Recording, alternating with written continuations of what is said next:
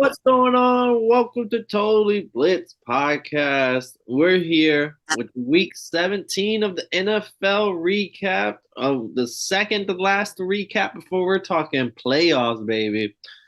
But as always, before we jump into it, we'll go down, like, and subscribe. Comment with your thoughts on week 17, your favorite game. If your team won, your team lost, let us hear it down in the comments. I'm one half of the show. I'm Paul. Pick 'em, win 'em, Concha. I got my new favorite beer with me today, the fucking Modella Negra. Got put on the. Neg- I'm pretty sure that's Modelo Negro. No, it's an A at the end. Oh, The Negra. Negra. Yeah. Oh, wow. I've never seen that before. Okay. But you already know, man. It's your boy, Kev. Water boy, your boy, a.k.a. the Dom Pure, a.k.a. the realest on your screen. Cheers, my boy. How you feel me? But week 17 was lit. I ain't gonna lie to you, Pebble. Yeah, there was a lot of shit that went down this week. So that's actually I want to change things up a little bit instead of us jumping because technically the first game we would talk about is Cowboys Lions, and it might still be very well be. But I want to jump. What was the hottest topics leaving week 17? Like what was the biggest thing? I like for me, one of the biggest things, the elephant in the room, is the Ravens beating the fuck out of my Dolphins to securing that number one seed. Arguably the best, like postseason time, they are the best team coming. They're at the top of the mountain right now. So Lamar securing the MVP because of that ass whooping. He threw more touchdowns than incompletions. It was disrespectful. So yeah, like to me, that's the first topic I want to start with. That's the hottest topic in the street for me. Nah, I mean the shit that this Ravens team is doing is just justifiably incredible. Like I remember we are on them very early in the season, but we are on them very early because the defense. We felt like we're finally playing to their full potential. Kyle Hamilton showing that he's Pro Bowl, All Pro talent. Um, we were on them very early, and then they started getting injuries on the offense with J.K. Dobbins and Mark Andrews, and just the little injuries that they were getting. And we were thinking, yo, these are solid names and big key roles in this offense. I don't think this offense is going to continue to mesh well, especially. And then we're also talking about the new offensive coordinator. We're like, this offense isn't looking great early. So to see this team go from that to what they're doing now, dropping 56 on the Dolphins, pulling up to San Francisco and busting their fucking ass. And then I want to say, who was it? Did they beat the Bills the week before or Thanksgiving? They beat another great team before They San beat Francisco. the. I know they beat the fuck out the Lions. Was it the Eagles? They beat the shit out the Eagles? Before they beat the 49ers, they beat the Jags and they beat the Rams in OT. Yeah, they've been fucking dudes up. They haven't lost a game since they've lost that that OT game to the Browns in earlier in the season. So this Ravens team is awesome. Like it's just crazy what they're doing, and John Harbaugh's really put something together. They've made it work, and it looks like a family. Like you seen them boys dancing in the fucking locker room. Like they're balling right now. I don't think anybody's fucking with them. Yeah, and Harbaugh, I mean, he just happens to be in a year where we had a lot of great. Like he probably wins Coach of the Year a lot of years. It's not this year. We're not with DeMarco Ryans leading this Texan squad. Not Stefanski over there in the Browns leading with Joe Flacco come to playoff time. Like there's a couple other coaches that honestly, fuck even the Lions. You could say have there's just so many teams that are in that running for Coach of the Year right now, or Sean McVay with the Rams. Like, who would have thought this Rams team is really looking the way that the Colts first year coach and Gannon? Um, who would have thought like type shit? Like who really like who would have thought all these coaches look good? So Harbaugh, because of all the year of all these crazy coaches, he might not win Coach of the Year, but I mean 13-3, the best team in the NFL. Who's the number two team in the NFL? The 49ers, and they beat the dog shit out of them. Who was the number three team in the NFL? Well, now it's probably the Cowboys, but before it was the Dolphins, and they dominated the Dolphins. The Lions are a top five team in a lot of people's eyes. They took them to the woodshed. It was like 38-6. It was an ass beating. Like they have played the best opposition and the steamrolled every time they had to go play someone that was like that, they pulled up. and like smoked them. Like they really smoked them. So I don't feel too bad about it. Like it hurts for us as a Dolphins fan, but like they've been doing this all season to the heavy hitters. So maybe we was just the heaviest hitter, so they had to do a little extra on us. You know what I mean? No, I respect it definitely. I mean, I just think it's just one of those games where they just couldn't be stopped for real. Zay Flowers, the shit I that he was fucking doing looked crazy. cut I back in, and then I was You seen what Odell. he's doing there, Odell, That's Isaiah Likely, Isaiah Likely, one hand, fourth down, touchdown. Like they were just doing everything at will at that point. And then it's not like they kept the fucking starters in. It was Hutley and Mike White getting the last few reps, and they were still able to score on those plays. So like it was just the second you texted me, hey yo, the Dolphins gonna make the greatest comeback you've ever seen. And I was like, they've done it before, but I just didn't want to. And then I looked up and I was like, oh, they're about to score again. And I'm like, oh yeah, Paul, I don't see this coming. and that shit. We literally got a turnover on Lamar. It wasn't even Lamar. Someone fumbled. I think it was the running back. Somebody fumbled. We got the ball. We was lit. We was like, that's when I was like, yeah, we might do it. Like we got the turnover. We go down and score. I mean, it's still a pretty lopsided game, but it turns into like a 17, 14 point game instead of 20 plus. Like now it's just a couple more good drives. Very first play after we get that turnover, Tua throws an interception right back to it. I was like, God damn, this is it. Like there's nothing we're gonna be able to do this week. This is GG's on to next week, and we got to beat the Bills for the number one seed. Type shit. Winner takes number one seed in the AFC East. So like now we're leaving the Ravens in the rear view. We gotta lock in on the Bills this week. Yeah, I respect that. I'm rooting for you guys, man. But at the moment, that Ravens team is awesome. So that was my hottest topic of the week. Leaving week 17. What was one of the what do you think one of the other like big storylines fresh off the week 17? Oh, this is why you wanted me to skim through this shit. Okay, you're smart. So, I mean, I don't think it's the hottest topic, but I think it's gonna be some low key shit nobody's gonna talk about. So I'm gonna talk about it. Let me hear it. Jordan Love is third in the league in touchdowns. What? What? 30 touchdowns. Jordan, I went on fantasy football app. He was the number 5 quarterback. I was like, what the fuck? Jordan Love? Like what? Nobody's gonna talk about it, so I'm gonna talk about it. Bruh, like he has some numbers. Top 10 passing yards, 3,800, 30 touchdowns, 11 interceptions with a 93.8 passer rating, right? Like kind of him. And he's doing this with all young niggas. Like, there's no old people on this squad. Like, it's And Watson, the number one, like the real number one receiver they have, he's been hurt all year. Like he's played like 4 total weeks of football. Aaron Jones hurt throughout the year. The tight end they drafted got hurt halfway through the year, torn ACL, out for the rest of the year. Like this team was hurt. Facts. And they're over here just doing the thing. And they're not doing it loud. They're not winning all the games, but they're winning games you didn't expect them to win. Like when they beat the Eagles and shit, we're just like, yo, what the fuck is going on right now? And remember, I told you, Jordan Love looks good for 10 plays a game. I just didn't know he really does that every game. All right, you might have to bump that number up to like 15 to 20, bro. I don't know if it's just 10 anymore, bro. Like he's doing something crazy, and it's for me, it's like they really are in a position like I said it on the picks. I was like, this is 2 things out of Jordan Love. Like they could lose this game and they lose to the Vikings on some crazy division shit. Or we could be really talking about if he wins this game for the Packers and they set up a win for next week to go into the playoffs, like we're looking at this is the game. This was Jordan Love legacy game. And like the first season ever, and might lead this team into the playoffs. And it's arguable. I'm not gonna say it is just because the defense might not be as good this year, but it's arguable this team is worse than they were last year, with not just at the quarterback level, but as an overall unit. Offensive line isn't as good. I think the Packers defense is a little worse this year than it was last year. And like Jordan Love is leading this team to the fucking playoffs as of right now. Like he has a chance if they come out and win Sunday.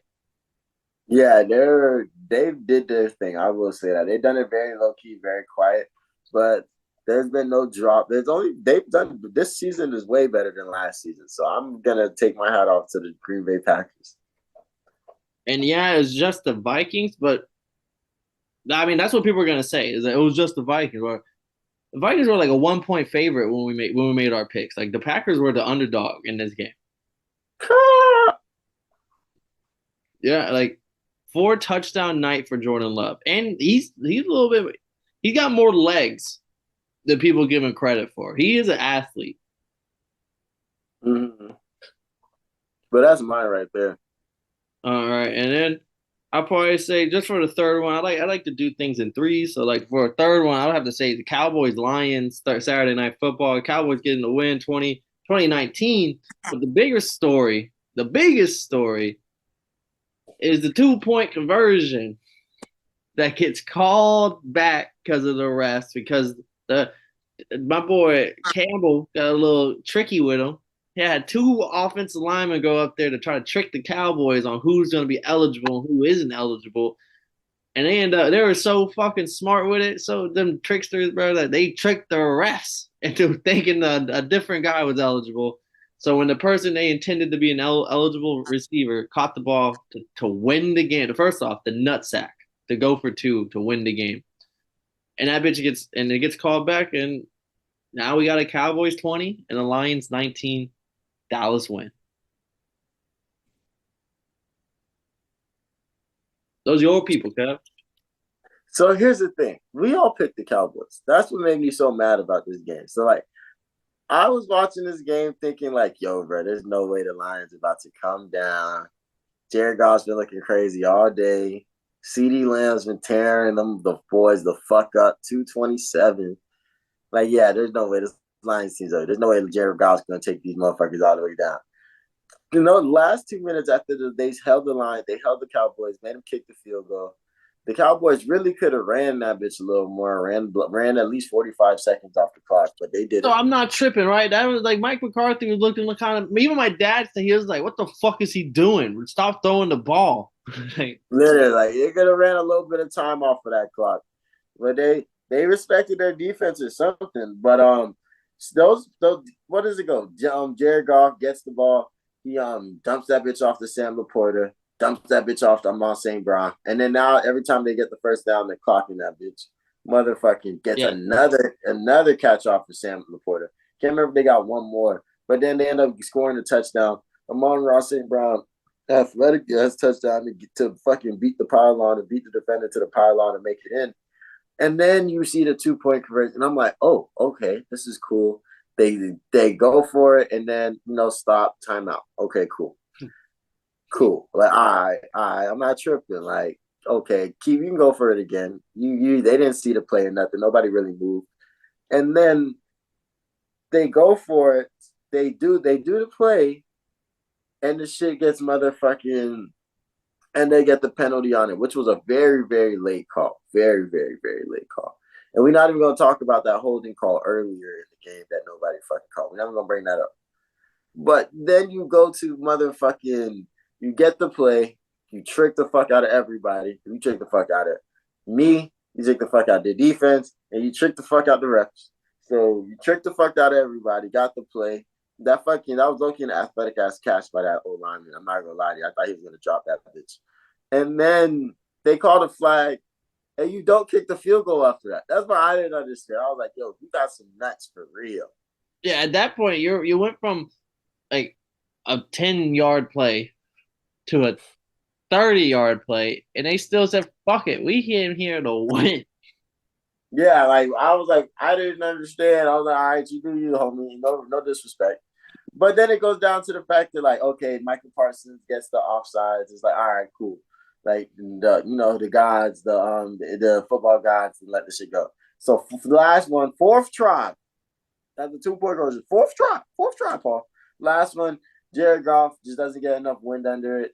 Maybe if he had let him a little bit more, he would have been able to catch that bitch, and it would have walked into the end. He would have grinded his way into the end zone. It would have been an easy one to break the plane. But Jared Goff throws it a little low, dude drops it, and game over. And I'm just like, that field goal is not sounding too bad right now. Like I'm not gonna lie to you. Like the defense is getting cooked, but like after so many, it's like, all right, let's just kick this field goal goal. I thought a kicker would hurt at first. Yeah, no, like you gotta start at a certain point. You gotta stop. Like, all right, we're banging our head against the wall. Like, we gotta Mm. stop. Let's just get this point. Go to OT, maybe. And the thing about this game to me is the fact that it was definitely a referee error, and the NFL kind of admitted it slightly by saying that this crew got demoted from the playoffs and stuff like that. Out of But there. it was the fact to me, what the Ross thing was that they had that play in there all game. Like they knew they were gonna do that all game if they had the chance. Because the reason why he put 70 on it, because 70 wasn't one of the two that came up to him. The reason why he said 70 is because 70 had been coming up to him all game saying, "Oh, I'm eligible. Oh, I'm eligible. Oh, I'm eligible." So that's why I also don't think that's why when they had said, "Oh, 70 is eligible," nobody flinched because it was like, "Oh, like they've been hearing that all game already." So like that's why nobody said, "Oh wait, hold on, bitch, it's supposed to be 68." Like nobody called the timeout or nothing. And then apparently Dan Campbell told them about the play. The ref Yeah, said it just makes it even worse. Like, damn, it's because he had been coming up, 70 had been coming up to him all game, like, "Oh, I'm eligible." Like they've been doing that. They've been running the formation all game, and like it was set up 4-2. That's why I was like, "Damn, that was a chess piece right there." I was just like a chess piece because, and then the only reason why I'm not tripping is because if even if they did say like, "Oh, that they shouldn't have called that," it would have still been a legal formation because the wide receiver would have had to have been off the ball or something like that, or like the wide receiver would have had to have been on, and he would have had to have been on. It would have been a play anyway. Either way, the shit got fucked up regardless. So that's why yeah. I'm just like, but the refs definitely won the Cowboys that game. And then just to highlight some of the other things in this game, Dan Campbell did it again, going for it on fourth down on his side of the 50 with a fake punt that worked perfectly. So like he showed his nutsack all game. And shout out to two people. One, myself, and secondly, CD Lamb. Because We both did y'all both had the same impact, same significant so impact on I the was going up against I had like seen my team was CMC, Saquon Barkley, Cooper Kupp, Keenan Allen, who didn't play this week, Jalen Waddle, who didn't play this week, and but then I still had like Zamir White. I still had some hitters on the bench, and I hit up I'm in the championship. I hit up the person I'm playing, and I said, "Hey, because it's 700 to first place, 200 to second place." I told him, "Hey, like how we both felt like and kind of confident because it was 50-50 projection. He had a player missing. I had a couple players missing. I was like, do you just want to split it 450 each, or do you want to play this out?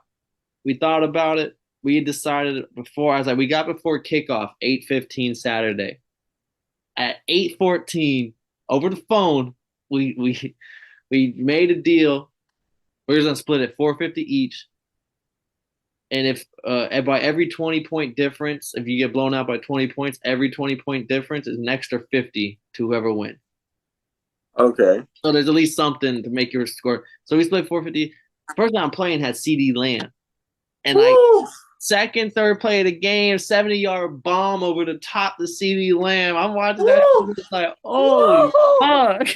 like I'm so happy I made this deal. Then he gets 12 catches or 13 catches for 227 yards and a touchdown. This is a PPR league, baby. Like this was a 40-point burger for your championship weekend. And last I had CMC, he got hurt in the first quarter, bro. He didn't get his 30 points. He got his 13. Like Saquon Barkley ended the game with like 6 points. Like I did not win shit. But I got 450, baby. So that's why I said shout out CD Lamb because he's a dog. He did that thing. He is leading the league in yards. He has overtaken Tyreek Hill in yards. 16, we're at 1,600 right now. He also has 2 more games than Tyreek, so that's why I'm not tripping. But he does have the most yards. So he did it.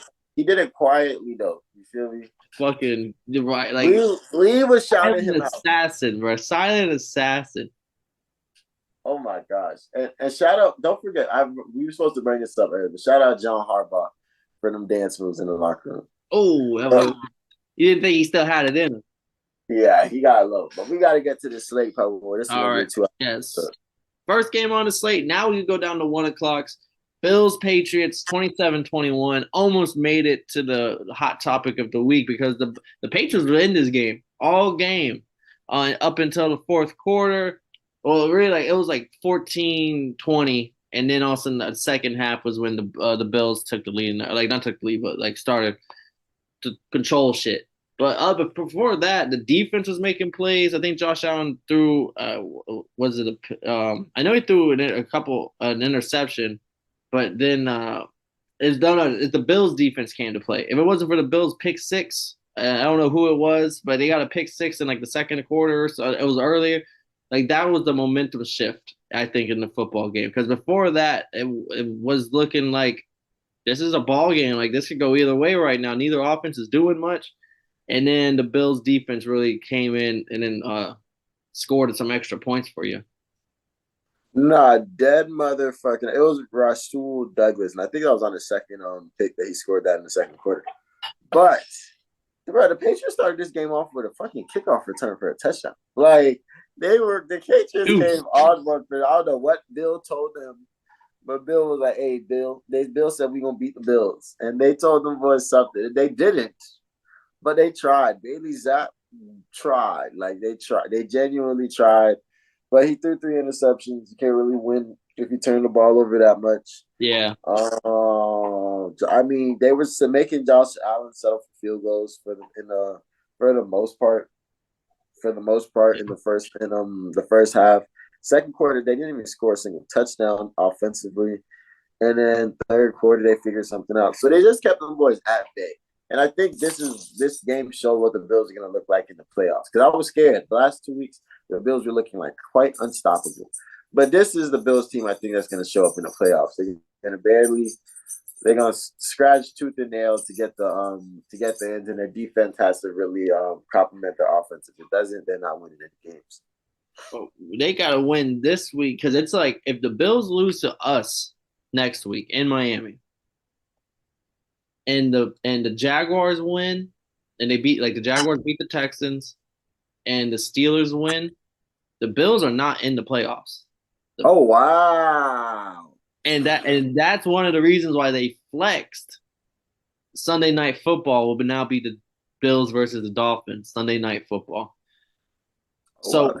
it's similar to that of like the Lions and Seahawks of last year, where like they kind of knew whether or not they're going home or not come You talking kickoff. about the Packers and the Lions? Oh yeah, the Packers Lions in the year. So like the Bills will know whether or not it's a win or go home situation for them come Sunday night, which makes it fun. But yeah, they haven't secured their spot yet. That's why I was saying like this was almost the egg on their head because if they lost this game, they would really been like they'd be one of them teams like hoping to make the playoffs. Nah, that shit is funny. And it's always funny, I feel like being the team that can go in there and play spoiler for the niggas because it's like, ugh, I'm not going nowhere, so I don't want y'all to go nowhere either. What you mean? And I know you're a fan. Shout out to anyone down watching if you're a sports gambling podcast fan. You know you've heard the saying of the close your eyes special. Yeah. Where I don't know. I the, never know what that is, but like I always but hear it. it hits, right? And that's like the one thing that for whatever reason that bitch hits. It doesn't make no. The Dolphins will be a close your eyes special come Sunday night. So Okay. for anyone that knows what that means, just know that that team typically wins for whatever fucking reason. The football gods let them win. Okay. Nice. But then the next game, we're gonna talk your team, Kev, 37-17. Heineke, bro. We thought he was a gamer. We thought he was ready for the big lights. But Chicago, I mean, I don't know if it's more of this like this is just what the Falcons do for whatever reason, or if this is like, hey, the Bears really might be a team now. Like post Justin Fields injury, I mean, actually post Justin Fields coming back from his injury, this team has been kind of hot. Yeah, I mean, you asked the question when Justin Fields first came back. Is Justin Fields going to be what this Bears team needed to win these next few games? And I looked at you and I said, they weren't winning games with Justin Fields. Like we weren't. And I was talking my shit, and now we look back. It feels like they've done 1-4 straight, and they really don't. They really haven't been fucking off. They knocked off the Falcons, the Cardinals, lost to the Browns, beat the Lions, beat the Vikings. Like this team has looked very interesting these last couple of weeks. I'm saying all this as a way to say, fuck, they fucked this up, and this shit was not cool, man. Like DJ Moore, and I started off. It was still snowing. DJ Moore and Justin Field connect early in the game, and after that, it was a wrap. I mean, Tyler Algier got that great 75-yard touchdown, pushed it, fucking did it. He pushed the fuck out of that bitch. But besides for that, shit was crazy. I mean, DJ Moore scored that touchdown on Jesse Bates. That's when I realized I was like, oh, yeah, it's gonna be a long game. We're throwing our best hitters at him, bro. Like, what's going on?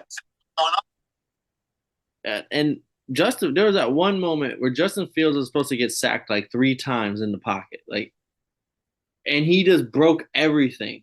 Like people, like grown ass linemen had him wrapped up, and he was just somehow like shimmying out of it, and then went on and like ran for that bitch for like 25 yards. Like it made no sense.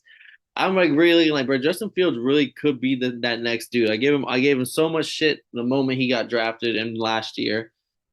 And I mean, he looked like shit, so I wasn't wrong. But this year, they got him DJ Moore.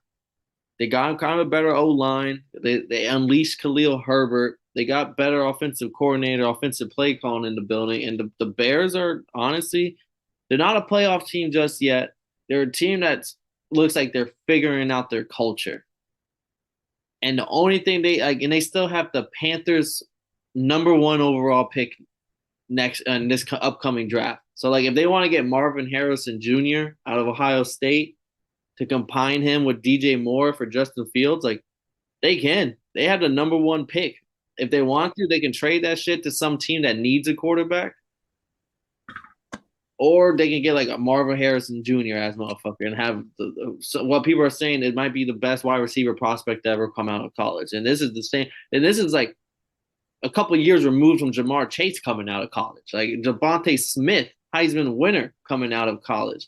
Jay Jettas coming out of college. Like the fucking year when it was like Chris Olave, Garrett Wilson, yeah, Traylon Burks, Jameson Williams, motherfucking.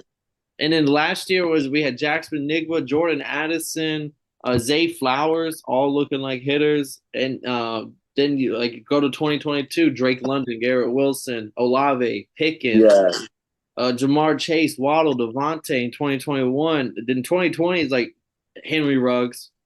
We know what happened there. Jerry Jeudy. But then they had CeeDee Lamb, Jay Jettas, Brandon Ayuk. All these were the top 5 guys. And they're saying Marvin Harrison better. Like this, Marvin Harrison Jr. is better than them. Like this guy is ready. Nigga said we had Henry Ruggs. You know what happened there? Legit question I got today from Marcus because he comes to me for all his dynasty questions was, should I trade the #4 pick in the upcoming draft and Olave to get the #1 overall pick to draft Marvin Harrison Jr.? I was like, I wouldn't do it because Olave's already proven, but like the fact that that's a legit question, like I'm willing to trade an already proven 1,000-yard young receiver and my 4th overall pick just to get to the #1 pick for Marvin Harrison Jr. Like that's how legit of a talent that he's coming into the league. Who has the #4 pick right now? Marcus. No, but I'm just saying this is in his dynasty fantasy football league. He's talking Olave, who's a top 12 wide receiver already. And the 4th overall pick in the upcoming draft, because in Dynasty you keep your team every year, but you just you get the rookies, so you just draft the rookies. And he's willing to trade Olave off his team for the next 15 years. Like you can't, like, because you have that same team forever. He's willing to get rid of Olave, basically, and his 4th overall pick to get the #1 pick to be able to get Marvin Harrison Jr. on his team. That should just how people are viewing how high of a talent he is. I do it just because these receivers are showing that they can come out the woodwork immediately and produce immediately. Yeah, so, yeah, I would do it. But I mean he's the problem. He's the truth. Going to the Bears, doesn't say with Fields, they have the Panthers #1 overall pick. Marvin Harrison's on the table, and now we're looking at DJ Moore, Marvin Harrison. Like a lot of these young quarterbacks. Look at Burrow. He had T. Higgins, Jamar Chase, Tua, fucking Waddle, and Tyreek, Jalen Hurts, AJ Brown, Devontae Smith. Like, you gotta have 2 hitters nowadays. Like even Kirk Cousins, they were like, yeah, we go draft Jordan Addison to put next to Jay Jettas. It's just like you got to have these two Ferraris, and that's what I think could separate them next year. Like if they get that another Ferrari, the Bears low key could be a playoff team next year. No, for yeah, that's best case scenario right there. And then on to our next game, we had damn, there's a shitload of 1 o'clock games. Next game, the Jaguars is blowing the fuck out the Panthers 26-0. We're all over the Jags, even though Trevor Lawrence wasn't going to play. But I mean, yeah, 0 points in the National Football League is crazy. Yeah, kind of insane. At least could score three, but it'd be like that sometimes. Yeah, I have nothing to say about that game. Yeah, it would be like that sometimes. I mean, shout out McManus. That boy hit like five or four field goals. I don't know. They just kept rolling his ass out. Then we had the Colts beating up on the Raiders. This was another game that almost made the hot topic because of the flag called on the field goal attempt in the last 4 minutes that allowed the Colts to kick it again. And then when they kicked it again, they went up by 10 points instead of 7. So then when the Raiders scored to cut it down, it didn't even really matter. But like then when the Twitter detectives broke down the footage and apparently it was the wrong call, he just timed the snap so perfect on the field goal. It was still legal, but they called it offsides. Oh wow, that's crazy. So then instead of him, and he missed the field goal. So it would have been turnover on downs, 7 point game, 4 minutes left. Raiders got the ball, or 3 minutes left, 7 point game. Instead, it's a 10 point game with 3 minutes left. Raiders still go down and score. So it would have been a tie game at that if they would have called it correctly, but instead, Raiders lose by 3 points. Oh wow, that's crazy. I mean, I'm gonna call it the every time something happens, something controversial happens in offsides, I'm gonna call it the Patrick Mahomes rule because like I've just seen so many offsides get called this season. I don't think it's just because of that situation with Kadarius Toney, but they were really been cracking down on that one. That's crazy. Oh no, but this is defensive offsides because it was on the field goal, the defender timed it perfectly, but they called it offsides on him, even though he was technically on his side of the line. Yeah, yeah, but I'm saying that like they just keep calling these offsides, like even the close ones, like keep calling them. And the only reason why it really was a big kicker was the Raiders was still being the playoff picture. Now they're eliminated from playoff. It doesn't matter what they do this week. They're out of the playoffs. Just go in there and play spoiler. But yeah, shout out the Raiders. Shout out to Devontae Adams. He had a crazy nasty catch when he ripped that bitch out the Colts defender's hands and in the corner of the end zone. That shit was crazy. Yeah, and shout out to Colts 9-7. They're holding down that they're secure in that playoff spot. Yeah, I was about to say it's a fucking battle over there in AFC South. If you want to talk Texans next, we can because like all three of those teams have the same exact record. Yeah, and that is the next team on the slate. It's the Texans winning 26-3 over the Titans, another fellow AFC South squad. But yeah, we were talking this game, and like I think Charles picked the Titans, that's for sure. And then we always like, yeah, it's gonna be kind of close divisional game. I was like, bro, CJ Stroud is back. Like, what the fuck? Like, the Titans stink, and that's exactly what like CJ Stroud is him. 26-3. Like they took care of business. Yeah, they fucked the game up right there, and they kept their playoff hopes alive. They're saying like, yo, anything can happen this week. And the way that these games go, these next week's games have to go is pretty insane. I think if the Jags win, they're in. But the Jags lose, like it's crazy. I'm not even gonna get too deep into it because I don't got the graphic in front of me. But there's just a whole bunch going on in that division. There are 2 teams. So there is 4 teams at 500 or better that's not going to make the playoffs in the AFC right now. There are 2 teams that are sitting at 9-7 and is not going to make the playoffs this year. Crazy. And if all the teams with them and up win that same week, like they could be 10-7, and you're telling me that's not a playoff caliber squad? That's crazy. Like that's it's like good season, but you didn't win the right games. Yeah, you would have won a divisional game instead of a outside conference opponent. You might have been in this year. Crazy. Then yeah, but Texans. I mean, if there's any team I'm hoping to make the playoffs that's not in it right now, it's the Texans. I want to see CJ Stroud and them boys in the postseason. Yeah, I could see. I'd like to see that Texas defense in the postseason. Eric Stanley Jr. holding it down. Because they're technically right outside. They're at 8. But this next week they play the Jaguars. That will be for the division. Then we have a game way closer than what anyone would have thought. The Rams beating the Giants 26-25. Shout out Kyron Williams, 3 touchdowns on the game. Puka Nacua looking like he really might be the number 1 on this team. Even with the healthy Cooper Kupp, it don't matter. But yeah, I mean, shout out Tyrod Taylor, fucking 300 yards. Like Tommy DeVito was getting 150, and people were chiming like, "Bro, this guy might be the Italian goat." No one's giving credit to Tyrod. Like every game he started and has played all the way through, like this offense is a real like 250 is a normal, like 250 passing yards is normal. Like that's what he does. Nah, and he can turn this offense vertical. Like that 70-yard touchdown he had. What? That shit was. I want to say it was to Slayton. Like he can turn his offense vertical, and then even like on the last one of the last first down he got, he had no options out, and he scrambled what 30, 40 yards into field goal range, and and I was looking at him and I was like, damn, bro, like it was smart to slide, but if you were Lamar, you would have got those last couple of yards because I think that's going to make the difference. Like if you was Lamar, because there were a couple of yards that could have been got right there. Like Michael Vick would have scored on that play. I'm not gonna lie, but Lamar, he would have stopped, did somebody dirty real quick, and then he would have got the last couple of yards, and then the field that would have made a difference in the field goal kick. But yeah, shout out Tyrod Taylor, man. He did everything he could. They brought that bitch down. They were scrambling. Shout out the kick return because this is what fucked me up about this game, right? So Puka Nacua, shout out Puka Nacua, 29 yards away from the rookie receiver record and shit like that, and the one that just got broke by Jamar chasing him.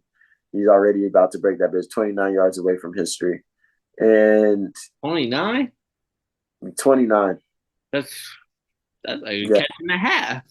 Yeah, like knowing his ass and Matthew Stafford, that's first series. That's the first series. He's gonna need the jaws of life to stop him from getting that 29. Yeah, I was saying that record is took. But it was just this last drive that fucked me up. So the fucking Giants, they take the punt back. And that's how they end up tying this bitch up damn near. And then they're driving this bitch down. Tyrod Taylor pulls some magic out of nowhere, gets them boys in field goal range. And it's always when you're looking at those field goals, you're just looking like, damn, 55 yards isn't as long. It's not as long as you think until you see it from the field goal, from the camera from the field goal kicker's point of view. And then they switch it to the skybox where you can see behind the field. You're like, damn, that's far. And then he misses this bitch entirely. Like it went straight left. It wasn't even like a chance at the field goal. I don't know if it got rushed. It looked like a decent hold. I don't know why it came out like that, but he just, and I was like, see, that was the most Giants way to go out. Bro, that shit was so bad, and I felt for him because when after the punt return, I was like, "Yo, this might be like destiny." Like you don't get punt return touchdowns to get close in the game unless you're gonna win it. Like that type of shit only happens to winners. Facts, like that's something that just doesn't happen for. It does not happen for no reason. And, bro, I just think it's kind of like I'm just thinking a little bit down the lines, like as the offense, like especially this is a younger offense. Like yes, some people has been around, like Darren Waller, Slayton. But for the most part, these are younger guys, Jalen Wyatt, him. But it's like Daniel Jones comes back. And this is the guy that they paid all that money to. And he like stinking up the joint for the first couple of games. And they know like Tyrod Taylor, like I'm not even thinking about the coaching staff and shit. There's like being a player on the team where like I have my incentives are based on my stats. And like I want to win games. I don't want to be coming home and my son don't even use his dad's team in Madden because we stink. Like, I want to be good, like like type shit. So like How are they gonna sit there knowing that they got Tyrod Taylor who's able to make you like you said, he makes that bitch vertical. Like that Slayton throw was on the money. And it wasn't no 30-yard throw taken for set. It was 50 or something air yard. That bitch was a Russell Wilson sky ball onto the money for a touchdown. It is just like if Daniel Jones come in here and I see like 3 screens in a row and it's 4th and 12, I'm fucking rioting. Like if I'm the wide receiver and shit. Like you know how mad I would be? Like we call those back to this. Paul, we call those ducks. Those sky balls. We call those. You were actually really good at throwing ducks when we was jits. But like, what's it called? Throwing ducks, where it's just like, oh, he's down there somewhere. Duck. Oh, throw it, and that bitch is gonna float into position. It's like a heat-seeking rocket. No, that shit was beautiful, man. But yeah, shout out the Rams for holding on to this win by barely. 9-7, securing their playoff spot. And one thing we forgot to bring up, I don't think we've talked this game yet. Have we talked to Panthers yet? Yeah, you said you didn't want none. You had nothing to say. Oh yeah, I forgot. That was the only thing you said. I have nothing to say about this game. Yeah, literally. I have one thing to say about this game. David Tepper, legit got what? Just didn't check out the nigga. I didn't care if you're a billionaire. I would have stole you, kid. Bro, he threw that shit and walked off, bro. Like, me personally, bro. I know if that was a player, if that was like Cam Newton who did that, oh, they're in an uproar. What? They want him head. He has to have a public apology by the next day.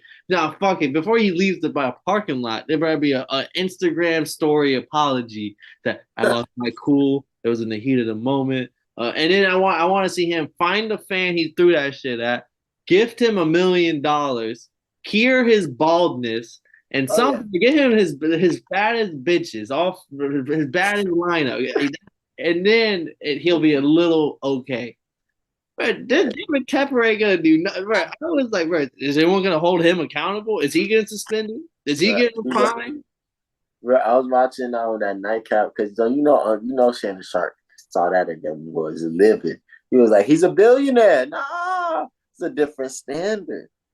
It's a different standard you have to uphold. You have to keep. Because Ocho was like, oh man, I kind of understand it though. You want somebody to love your team, and then he was like, nah, I want a fine. Dang, I want. He got to be held accountable. Yeah. Shannon Sharp was like, I want 500,000. I was like, the NFL would love to find him that too, but like that's like Roger Goodell works for them niggas. Like, so like I look at this shit like, oh yeah, it's gonna be kind of tough to just find him 500K for this. After like they almost let the Commanders, they almost let Brett keep his team after all the bullshit that he was doing. So like it's gonna be tough for them to find him like that. That's like your boss calls ahead, like, hey, I'm gonna be 5 minutes late. You're like, all right, cool. Then when they show up, you got a write up on their ass. Like, I'm gonna need you to sign this write up. You late today. Like, you ain't doing that to your boss, man. What the fuck? You wanna keep your job? Like yeah. But what was the funniest thing was like, and they was talking about like the reason, you ever visited there, like, why would he do that? Do you think like that he is paying for 2 coaches right now? Like he traded away Christian McCaffrey.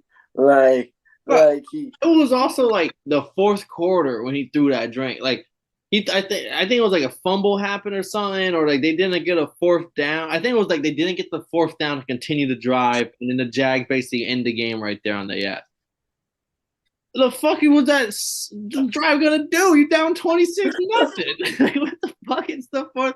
You got mad then? Like that was the breaking point.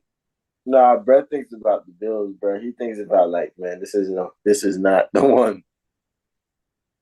And yeah, but like fucking 26-0 bad, but yeah, the David Tepper, I need an apology before anything moving forward. Bro, regardless, whatever you find him, it doesn't matter because like at the end of the season, I found out these niggas get checks for like 300 million from all the TV deals and shit like that. So yeah. I was like, oh yeah. ESPN, that's what they be talking about. Them the ESPN, like the TV rights is like a $5 billion. They just signed another one like last year or something. It was like 5 years, like fucking $100 billion or some crazy shit. Like that goes straight to the owners. Like that shit gets split up 32 different ways and going Bro, to. they get a check for 300 million minimum. Like, so yeah, they're not stressing that 500K fine. And be like, hey, take it out the side, man. My dad, me and my dad talked about it. He's like, yeah, David Tepper's a billionaire. What the fuck you doing breathing his air? Better get away from him. I was like, you sick. Better get away from me with your broke ass. I was like, God. That would have threw a drink at him too. Because I could. I'm a billionaire. All right. Your dad is a menace. Yeah. Then our next game, this is bro. Y'all thought I was crazy, bro. I told you, as soon as I saw the spread, Kyle was at the crib when the spread popped up. I was like, oh, that's instant lock. Like, throw your house on it. Cardinals plus 12. What are we talking about? I should have said, fuck the points. Let's just take the money line at that point. But I didn't do it. But what? Right. You was feeling yourself. I ain't gonna lie to you. I couldn't trust you. You was feeling yourself a little too much on it. Kyler throwing 3 TDs to rally and beat the Eagles, bro. And we forgot to bring up the revenge factor. Jonathan Gannon, not revenge, but Gannon, former coach, going up against former boss and Sirianni, gets to show him, like, hey, bro, I got the better bird. Cardinals, bitch. Like, we pulling up. Like, so 35-31. Cardinals 4-12 now. This is what the Eagles' fifth or fourth loss in a row. Or no, fourth loss in their last 5. They did beat the Giants by like 3 points, I may add, when they beat the Giants, or by like 1 possession. So, but yeah, like, and now the Cowboys are in first place. Like, they fucked up. They slipped up. My dad prediction from like 10 weeks ago, when he told me on the phone, like, hey, the Eagles are going to be the Vikings of last year. It's looking a lot more realistic. How you feeling about this Eagles squad, or how you feeling about this Cardinals squad who found a way to win, and Kyler might still have a job? Nah, that shit was crazy. We said it best a few weeks ago when we said that he's playing for his life right now. He's playing for his job, but he's playing for his life right now. A lot of people are doubting, bro, and he's showing that like he can come alive. He's still alive. You feel me? So I have nothing but love and respect for the way Kyler Murray is playing right now. He's doing his thing. He's doing it. He's holding it down. He's moving like a boss, moving like a G. So shout out them. Like, they looked alive. I remember texting you before halftime, like, hey, this Cardinals team is cooking. And then next play I see is James Conner getting the one-hand touchdown in the end zone. I'm just like, oh my gosh. There was a couple of those one hand, like a fucking slant route, like a dart, just grab that bitch by the nose and bring it in. Bring it in like a motherfucker. So yeah, he did. I say it likely, James Conner. Mm-hmm. So yeah, they did their thing. I mean, this Eagles team, we kept screaming earlier in the season that they're not playing their best football. They haven't playing their best football yet. They're not playing their best football yet. I don't know what this is, but this can't be the best. And they come into because now it's looking like they got to come into the playoffs as a 5 seed. So motherfucking, they come into the playoffs looking like this. I mean, the 4 seed might not be too great. You might have to play against the Bucs, Saints, or Falcons. But like, this is not where you like ideally want to be in as the Eagles when it comes to playing your best football at the best time in December. Yeah, they most likely are coming in as the 5 seed because there's nothing that the 6th, 7th, or 8th seed can do to catch them in that section. Mm-hmm. They could, if Dallas loses their next game and they win their next game, they do take the 2nd seed back. But Dallas probably gonna. I think they're playing the Commanders. They're probably gonna win that game. And if you're looking at the 5 seed, you're probably playing the Bucs or you're playing the Saints. Those are the 2 teams. The Falcons are still, mathematically eligible. Mathematically, technically, y'all is. I think y'all make it. Actually, y'all only gotta hope for the Saints and Bucs both to lose, and y'all win. Mm-hmm. And it could be one of those things. If it's the Saints, I don't think they. I mean, if it's the Falcons, Kevin, I'm not gonna lie. I don't think they too worried. But if it's the Bucs been playing this last like 4 weeks, like Baker and them boys, or the Saints team that like the Saints is the hardest team to pinpoint. What the fuck? Well, who's showing up Sunday? You know, Nobody knows what you the fuck they know, got no, going on. you know, Jameis Winston showing up with some motivation speeches in his Maybe pocket. maybe that's what it be. Jameis just hit some of the motivation because they fucked them boys up. That's what I'm saying. You don't want, especially first week of the playoffs when they wasn't even supposed to make it. Yeah, but you don't want a Saints team fresh off of that Winston speech. If you don't want to play this red hot Baker squad, either. So and then the Falcons might be a good matchup. Jose, they don't want to play against Jesse Bates. I want to see Jesse Bates. Not with that quarterback play. Yeah, man, that side of the field lock. What That are you whole gonna flat do? lock. Put Jesse Bates at the left and put AJ Terrell at the right. What are you gonna do? No, I think Jesse played safety. So you got motherfucker. No, I You can know. put AJ Terrell, you put AJ Terrell, Jesse Bates on the same side. It's a wrap. I know But I know he plays safe, but as I'm saying, there's only two sides of the field, left and right. If I throw Bates oh over yeah, here and Terrell over here, where are you throwing it? AJ Brown who? And that's the other thing. Now we got to talk about the Eagles and their locker room. The reports are coming out. The locker room is fractured, and it's AJ Brown who's very vocal, and he's not that he's splitting it, but he's vocalizing his opinions on issues that are real issues that are showcasing themselves at the end of the season.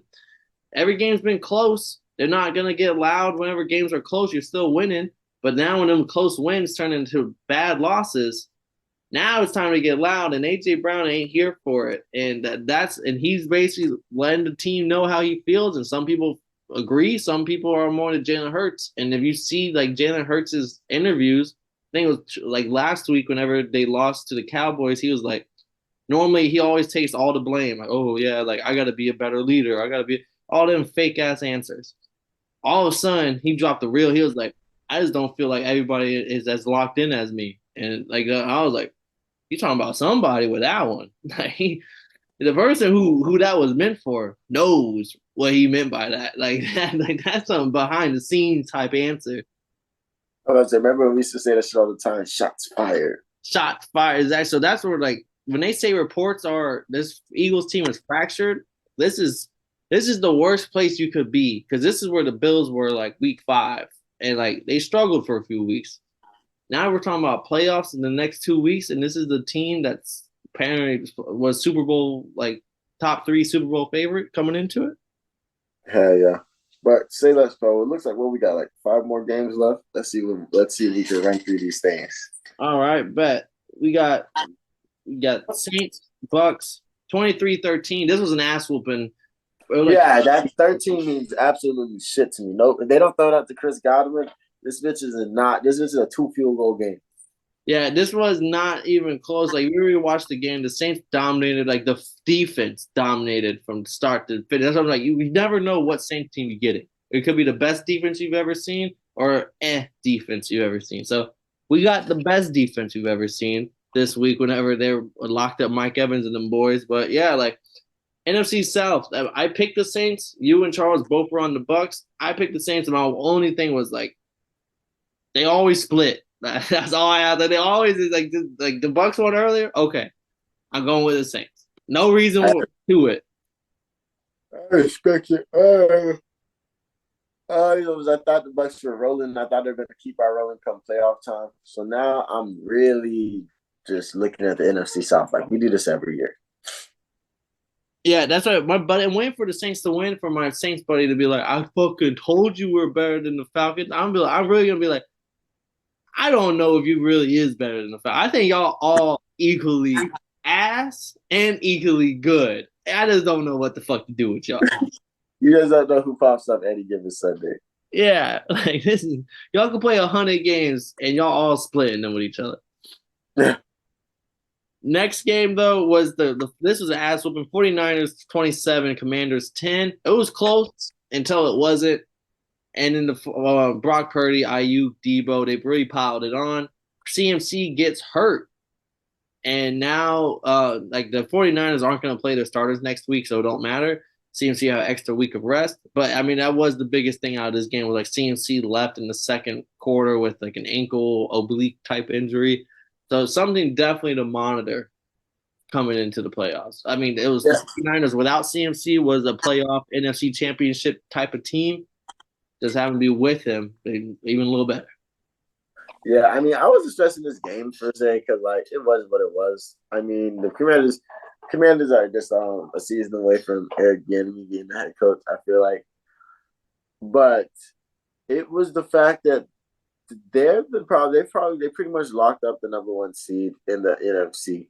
So what do you do? Do you not play them boys and then take the week by and then come back on? Like it's a I don't tough know the one. answer to that. When my dad asked me that same question, I was like, honestly, this is when we're gonna start seeing the analytics of like a team that has the number one seed and they sat all their starters, their stats we game up, and then we're gonna have like the number one seed when they play their starters for at least a half of football before sitting them for. We're gonna start seeing all the wild ass stats and like ain't none of that gonna mean a shit to me, bro.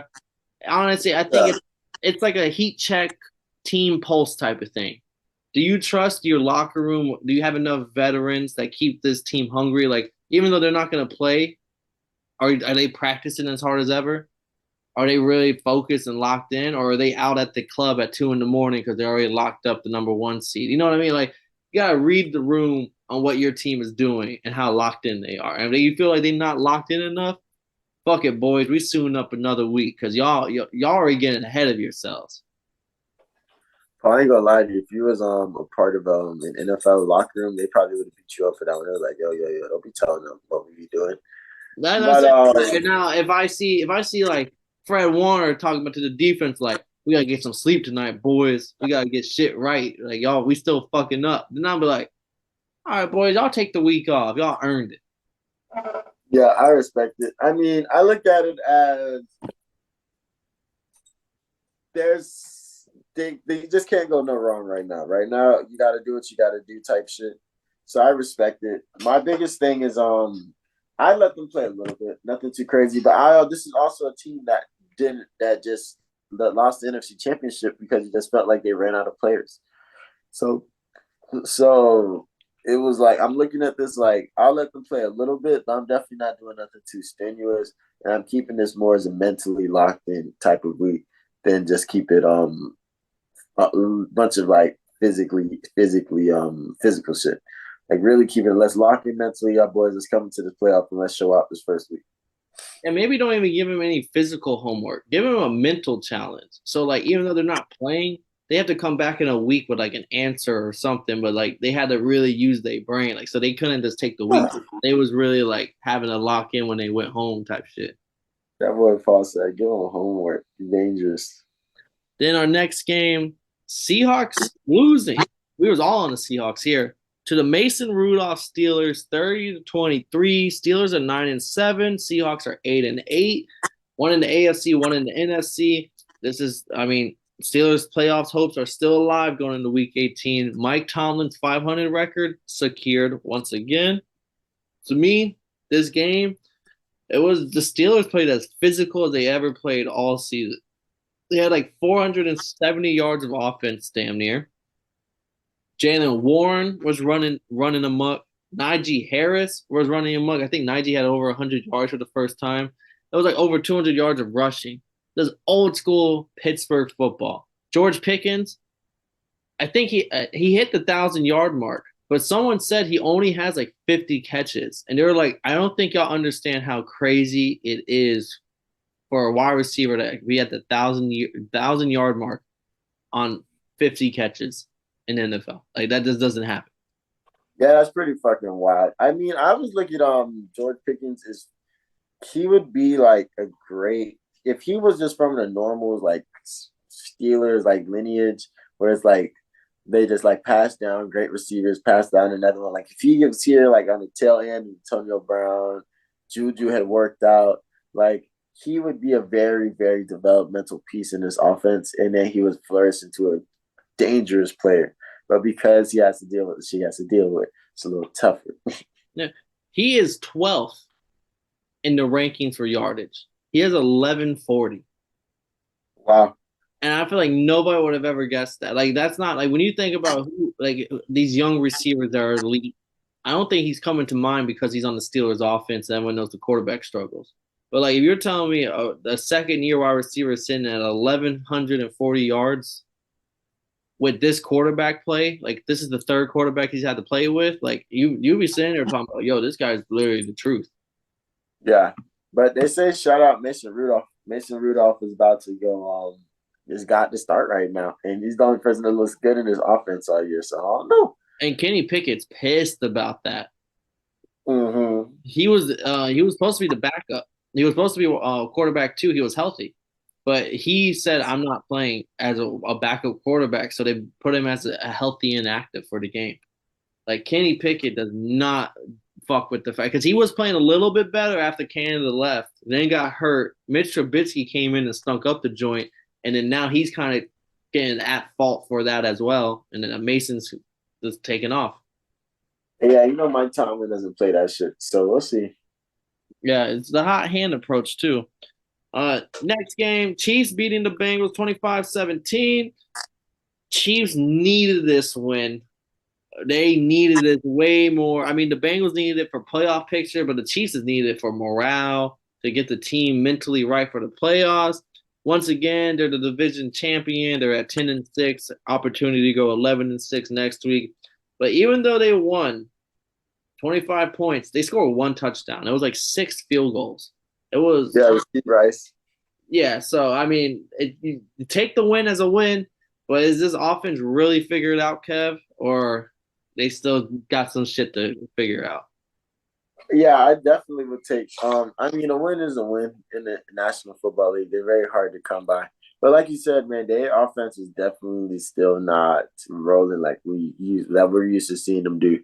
So every time every week, I'm just looking like, am I trusting this Chiefs team? And like every week, they show me maybe I should trust them less and less and less. So I'm not mad at this win, but like I'm not giving you a million praises for it either. So shout out them boys for getting the win, and it's funny because this is like one of those games where Jamar Chase gave them some bulletin board material, and he was like, "It's not like y'all got Jalen Ramsey and nothing on your team." And Chris Jones was like, "Jamar Chase, watch what you say," type shit. But at the same time, he was looking like, "Are you really getting loud on this one? Is this the one you really checking people on?" Yeah. Are you really standing up for L'Jarius Sneed?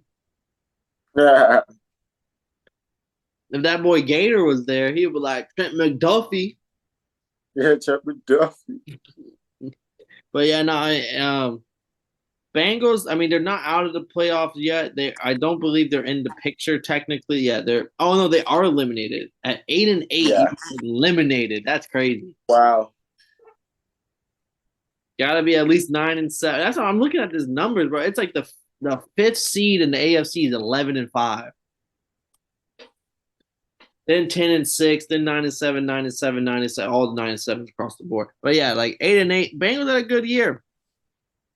I think them being eliminated though will eliminate that boy Zach Taylor from Coach of the Year status.